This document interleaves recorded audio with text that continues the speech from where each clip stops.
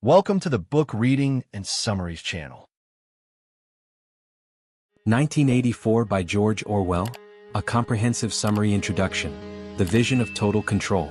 George Orwell's 1984, published in 1949, stands as one of the most influential and haunting works of the 20th century.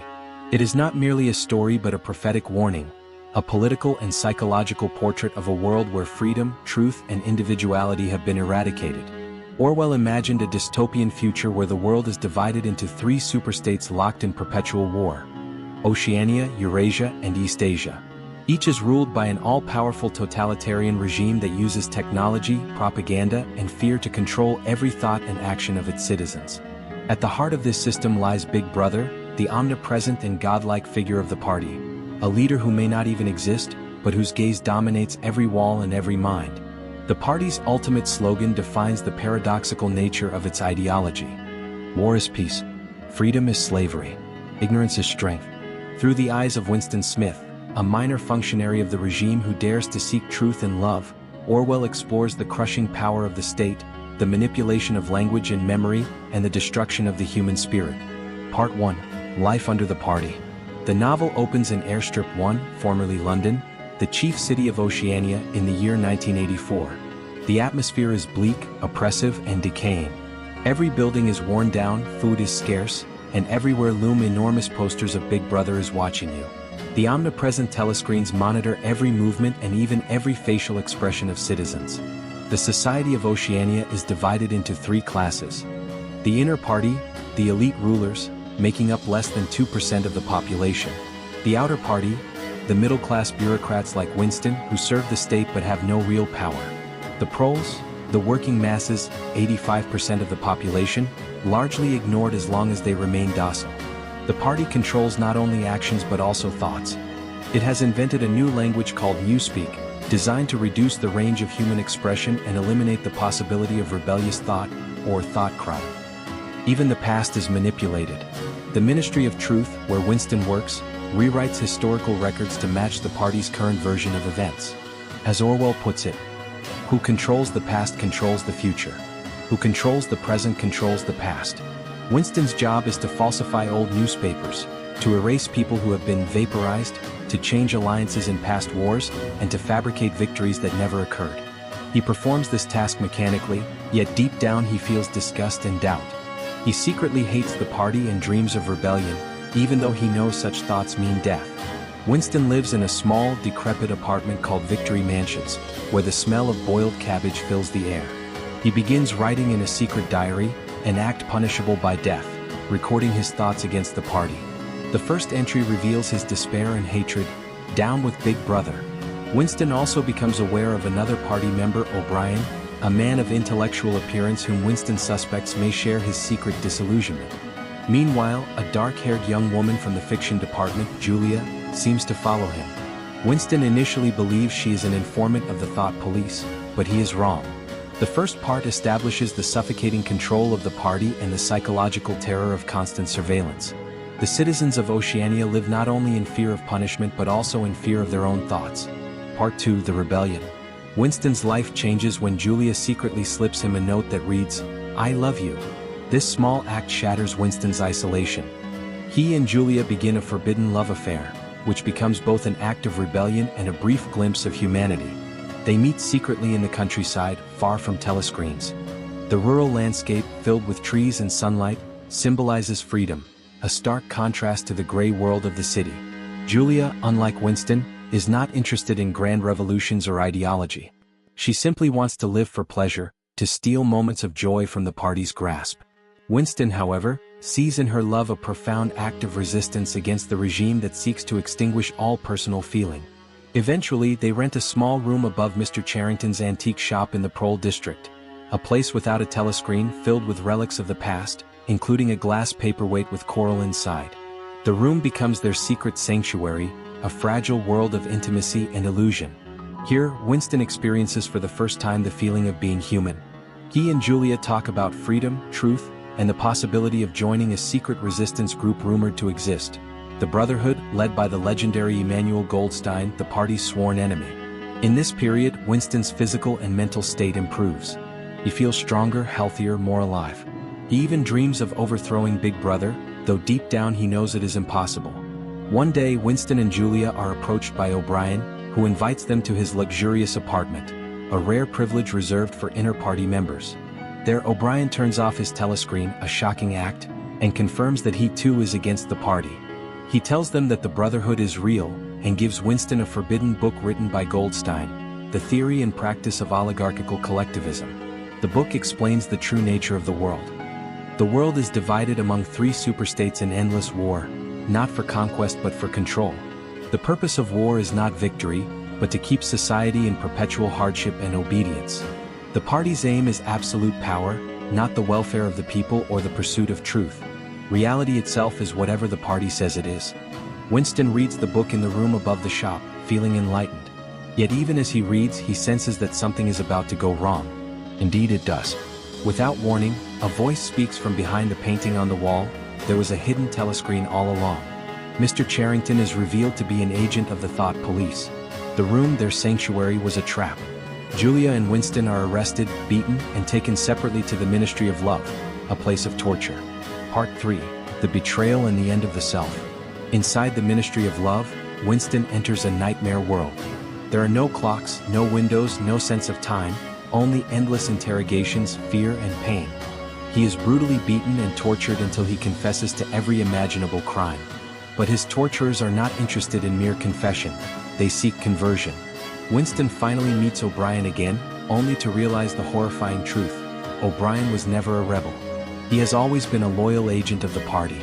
The entire Brotherhood and Goldstein's book were part of a calculated deception, designed to lure out traitors like Winston. O'Brien becomes both Winston's torturer and his teacher. He explains that the party seeks not power for wealth or comfort, but power for its own sake. If you want a picture of the future, imagine a boot stamping on a human face, forever. Through relentless torture, O'Brien destroys Winston's resistance. He forces him to confront his deepest fears in the infamous Room 101, where each prisoner is exposed to the thing they fear most. For Winston it is rats. In the final, unbearable moment, when the cage of starving rats is about to be released onto his face, Winston breaks. He screams, "Do it to Julia, not me," betraying the one person he truly loved. That betrayal marks the total victory of the party. Winston's spirit is broken. His humanity is annihilated. Afterward, Winston is released back into society, not as a free man but as an empty shell. He spends his days drinking gin at the Chestnut Tree Cafe, watching telescreens and mechanically repeating party slogans. He no longer feels love, hatred, or even curiosity. The party has rewritten his mind. When he sees Julia again by chance, she too has changed. They admit to each other that they betrayed one another, and they no longer feel any emotion. Their love, once a symbol of resistance, has been obliterated. In the final scene, Winston sits alone in the cafe as a bulletin announces a great military victory for Oceania. Tears of joy fill his eyes as he looks up at the poster of Big Brother. He has achieved the final stage of submission. He loves Big Brother. Themes and Analysis 1. Totalitarianism and Absolute Power. Orwell's 1984 is the ultimate warning against totalitarianism. The party's control extends beyond politics. It invades the private realm of thought, emotion, and even memory. Its goal is not merely obedience but love and belief in the party's version of reality. O'Brien's words define the terrifying essence of power. Power is in tearing human minds to pieces and putting them together again in new shapes of your own choosing. Control of truth and reality. The party rewrites history so thoroughly that truth ceases to exist.